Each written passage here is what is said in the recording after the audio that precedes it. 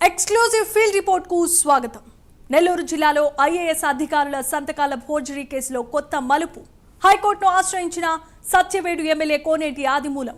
తెలంగాణలో ఏసీబీ దూకుడు ఆసక్తిగా మారిన రేవంత్ రెడ్డి ఢిల్లీ టూర్. ఈ అంశాలకు సంబంధించి మరిన్ని వివరాలు అందించడానికి మా ప్రతినిధులు నెల్లూరు నుంచి నరేష్, తిరుపతి నుంచి హరిబాబు, హైదరాబాద్ నుంచి ప్రవీణ్, నాగేంద్ర లైవ్ లో అందుబాటులో ఉన్నారు. వారి ద్వారా ఎక్స్క్లూజివ్ ఫీల్డ్ రిపోర్ట్లో మరింత సమాచారం తెలుసుకుందాం.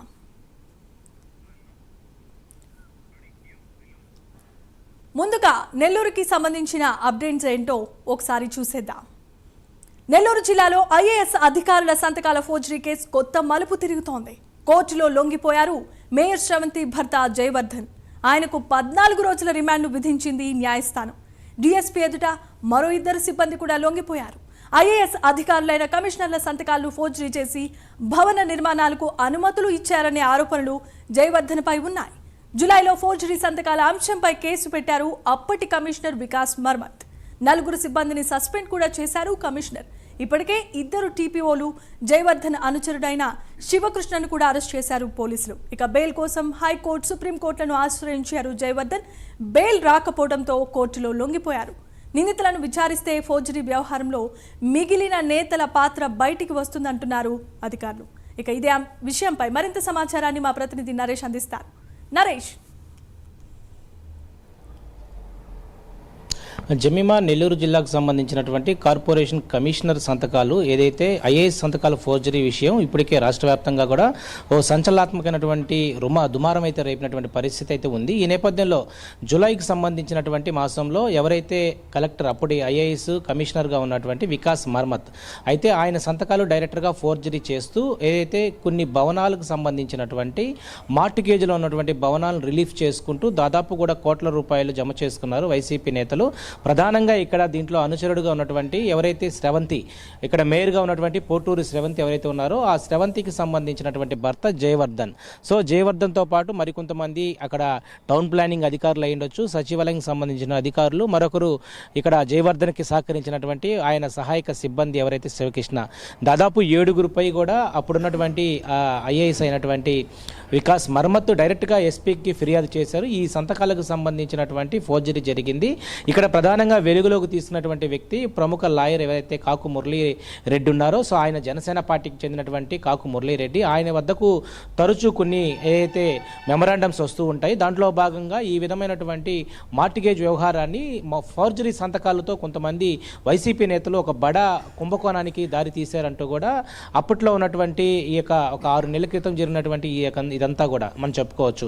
అయితే మొత్తానికి జనసేన లేవనెత్తినటువంటి విషయం దాదాపు కూడా రాష్ట్రంలో డైరెక్ట్గా ఐఏఎస్ అయినటువంటి కొంతమంది సంతకాలను కూడా ఫోర్జరీ చేసి వైఎస్ఆర్సీపీ ప్రభుత్వంలో ఉన్నటువంటి పోట్లూరి శ్రవంతితో పాటు మరికొంతమంది బడా నేతలు వెనకాల దీంట్లో హస్తం ఉన్నట్లుగా తెలుస్తూ ఉంది. జులై నుంచి అయితే ఈ యొక్క కేసును కూడా దర్యాప్తు చేస్తున్నటువంటి అప్పటి ఎస్పీ అయి ఉండొచ్చు, ఇప్పుడున్నటువంటి డిఎస్పీ శ్రీనివాసులు రెడ్డి యొక్క నేతృత్వంలో దాదాపు కూడా 7గురుపై కూడా కేసు నమోదు చేశారు. అప్పటి నుంచి పరారులో ఉన్నటువంటి పోట్లూరి శ్రవంతి భర్త జయవర్ధన్ ఎవరైతే ఉన్నారో ఆయన ఇప్పటికే పోలీసులకి కళ్ళు గప్పి దాదాపు కూడా 3 నెలల నుంచి ఆయన ఇతర రాష్ట్రాల్లో కూడా మకం వేస్తూ ఎవరికి కనపడిన విధంగా కూడా తిరుగుతూ ఉన్నారు.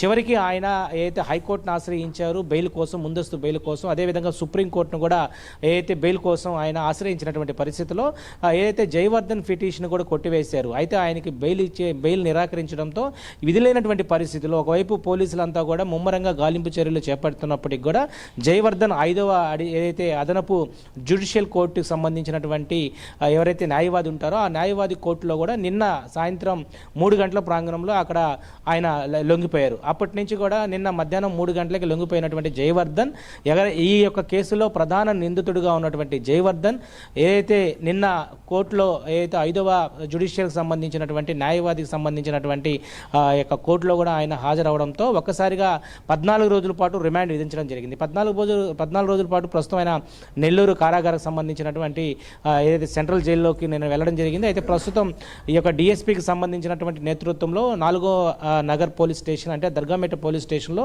ఈ కేసు ప్రస్తుతం రన్నింగ్ అవుతున్న పరిస్థితి ఉంది. మళ్ళా పోలీసులు దీన్ని కస్టడీలోకి తీసుకునేటువంటి అవకాశం ఉంది. ఇప్పటికే పిటిషన్ దాఖలు చేసి 2-3 రోజుల పాటు జయవర్ధన్ని విచారించేటువంటి పరిస్థితి ఉంది. ఎందుకంటే ఇప్పటికే ఇటు టౌన్ ప్లానింగ్ సంబంధించినటువంటి అధికారులు, అదేవిధంగా ఎవరైతే జయవర్ధన్కి సహాయంగా ఉన్నటువంటి శివకృష్ణ మరికొంతమంది సిబ్బందిపై వేటు పడింది, వాళ్ళను కూడా అరెస్ట్ చేశారు. అయితే జయవర్ధన్ చెప్పేటువంటి కీలకమైనటువంటి ఎవరైతే పేర్లు ఉంటాయో దాన్నే ఫైనల్ చేస్తున్నారు. ఎందుకంటే అప్పటి వైసీపీలో ఉన్నటువంటి బడా నేతల యొక్క సహకారంతోనే ఈ యొక్క కోట్ల రూపాయల యొక్క ఏదైతే ఆయన వాళ్ళ జేబులో వేసుకున్నారని చెప్పుకోవచ్చు. అంటే దాదాపు కూడా 100 ఫైళ్ళు పైగా కూడా ఇక్కడ మార్టిగేజ్లో ఉన్నటువంటి వాటన్నిటిని పూర్తయిన తర్వాత బిల్డింగు ఏదైతే లేఅవుట్ పూర్తయిన తర్వాత వీటిని రిలీజ్ చేస్తారు. అయితే వీటన్నిటికి కూడా ఐఏఎస్ కమిషనర్ సంతకాలు వాళ్ళే ఫోర్జరీ చేసి వాళ్ళే ఆ భవనాలను రిలీఫ్ చేసుకుంటూ దాదాపు కూడా కోట్ల రూపాయలు గడించినటువంటి నేపథ్యంలో కాకు మురళీరెడ్డి అనే ఒక లాయర్ ఇచ్చినటువంటి ఫిర్యాదు మేరకు ఒక్కసారిగా కూడా ఇది ఒక దుమారం అయితే రేపింది. ప్రస్తుతం జయవర్ధన్ ఎవరైతే పోట్లూరు శ్రావంతి మేయర్ భర్త దొరికాడో సో ఆయన్ని కస్టడీలోకి తీసుకున్న తర్వాత మరిన్ని ఆసక్తి విషయాలు అయితే బయటపడుతున్నటువంటి పరిస్థితి కనపడుతుంది. గతంలో ఎవరైతే మాజీ ఎమ్మెల్యేలు అయ్యుండొచ్చు, మాజీ ఎంపీలు అయ్యుండొచ్చు, ఎవరైతే దీంట్లో హస్తం ఉందో వాళ్ళ పేర్లు చెప్తే వాళ్ళ మీద ఎలాంటి యాక్షన్ తీసుకోబోతారో ప్రస్తుతం ఒక రాష్ట్రంలో ఒక దుమారం అయితే రేపుతున్నటువంటి పరిస్థితి కనపడతా ఉంది. మరి 2-3 రోజుల్లో పోలీసులు కస్టడీలోకి తీసుకున్న తర్వాత దీని మీద పూర్తి స్థాయిలో కూడా ఒక విచారణ అయితే చేపట్టేటువంటి అవకాశం దాదాపు కనపడతా ఉంది. జమీమా.